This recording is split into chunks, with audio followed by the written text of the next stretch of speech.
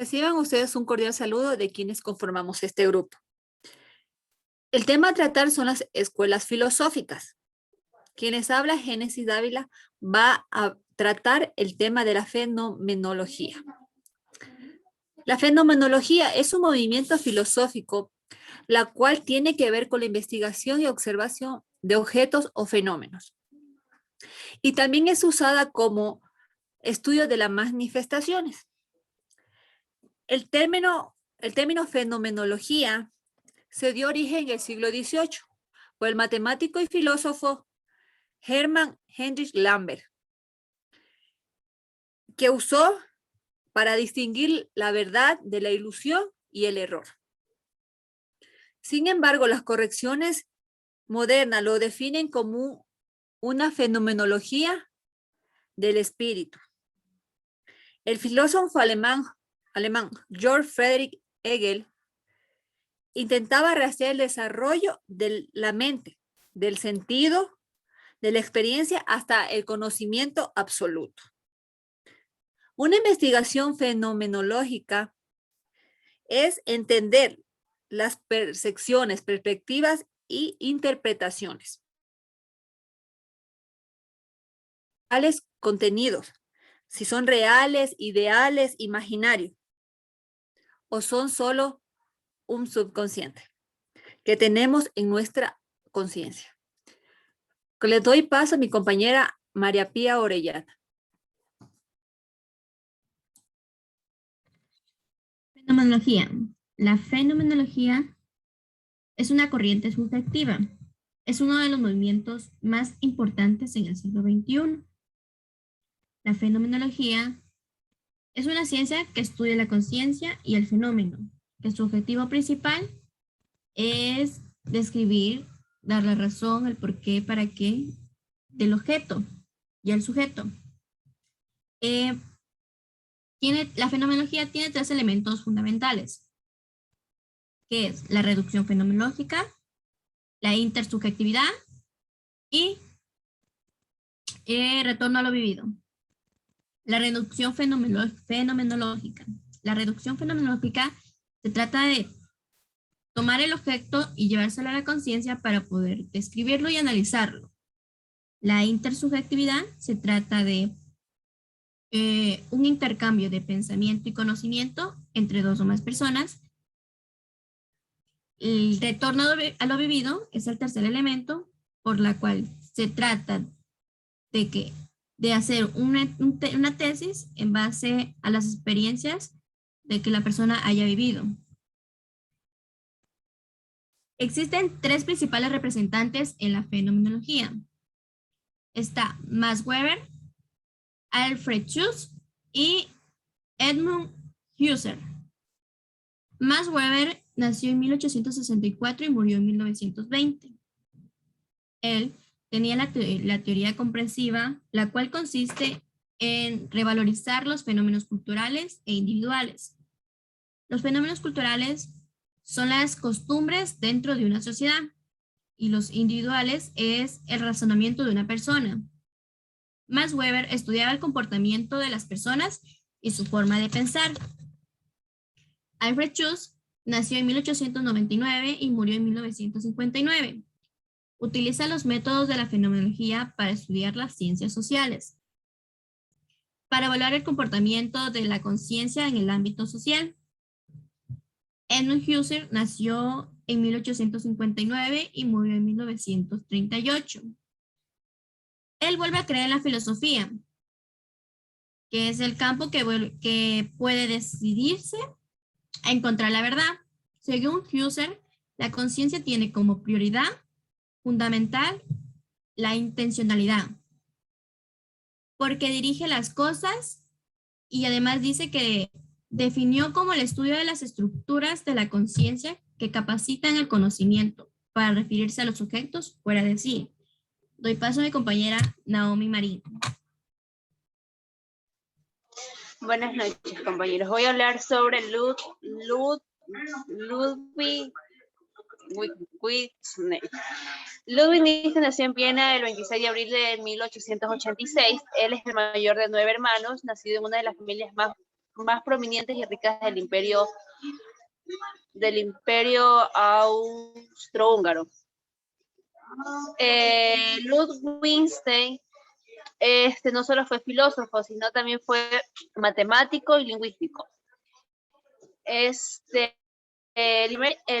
primer interés intelectual de Wittgenstein no fue la filosofía, sino la ingeniería. Como lo mencioné anteriormente, él no solo es filósofo, sino también es matemático y lingüístico. Sus estudios lo llevaron a primer lugar en Berlín y posteriormente a Manchester. A pesar de su origen austriaco y unas influencias continentales en la filosofía que le permitían una lectura sobre el Tractus. ¿Qué significa el Tractus? El Tractus es un texto completo que se presenta en diversas lecturas. Es un libro filosófico.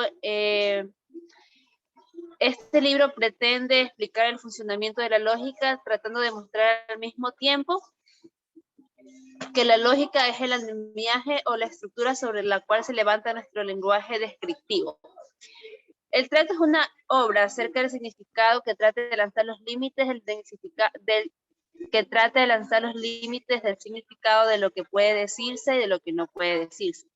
En efecto, pues no todo puede decirse. Eso pensaba el filósofo Ludwig Wittgenstein. Les paso con mi compañera, Jenny. Bueno, asimismo, hablamos de la teoría figurativa. Ya, este es un modelo de la realidad, cuyo elemento se corresponde a los objetos. Ya, la figura lógica de los hechos y del pensamiento y la totalidad de los pensamientos verdaderos, que es una figura del mundo. Ya, así, pues Wittgenstein convenía que la posibilidad del conocimiento del mundo es un pensamiento de la estructura lógica y del pensamiento. Y la estructura lógica es del mundo que mantiene una realidad figurativa.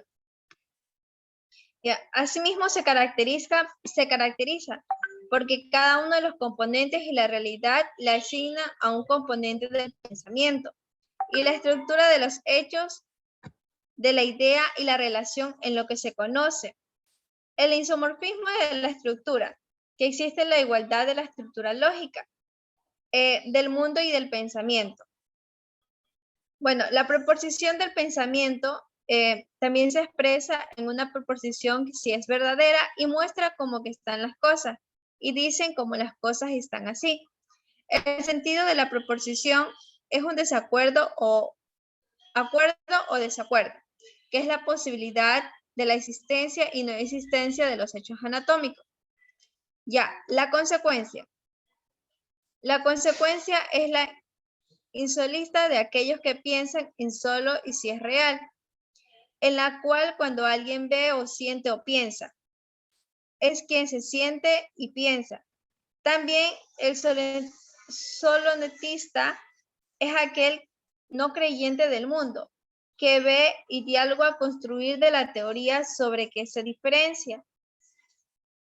El idealista es aquel que está al comienzo del mundo y mientras es aquel que afirma que Wittgenstein se constituye en su límite. Ya, asimismo hablamos del sentido de la vida y la acción ética. Ya.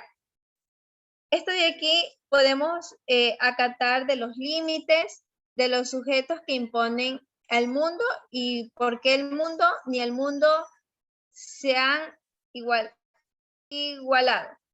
Ya. Lo que es el método de la filosofía. Wittgenstein convenía que la filosofía como una actividad, más no como una doctrina.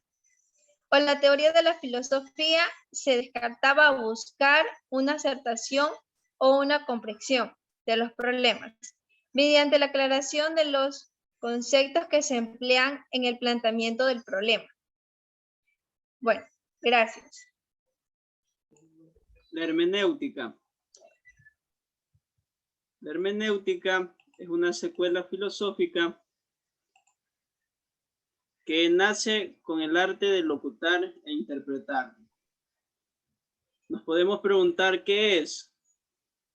Es una disciplina que interpreta diferentes textos, no olvidando que es muy importante y que nos permite extraer conclusiones en horizontes comprensivos y más amplios, sin salirnos del contexto. Es importante leer un texto y comprenderlo analizándolo profundamente. En la hermenéutica encontramos también muchas figuras literarias como el símil, la comparación, parábolas, etc. Es importante hacer un buen uso de la hermenéutica. ¿Cómo lo hacemos? Tenemos 3 maneras de hacerlo, usando correctamente. Lo primero, conocer la bibliografía del autor. Cuando usted lee un libro, es importante conocer cuándo nació, en qué año falleció, conocer su vida personal. Segundo, conocer el contexto histórico. Uno no puede entender un texto con la mentalidad del siglo XXI, sino que debe trasladarse a ese contexto histórico y entenderlo desde ese punto de vista. Y como punto final, hacer un análisis. Muchas gracias.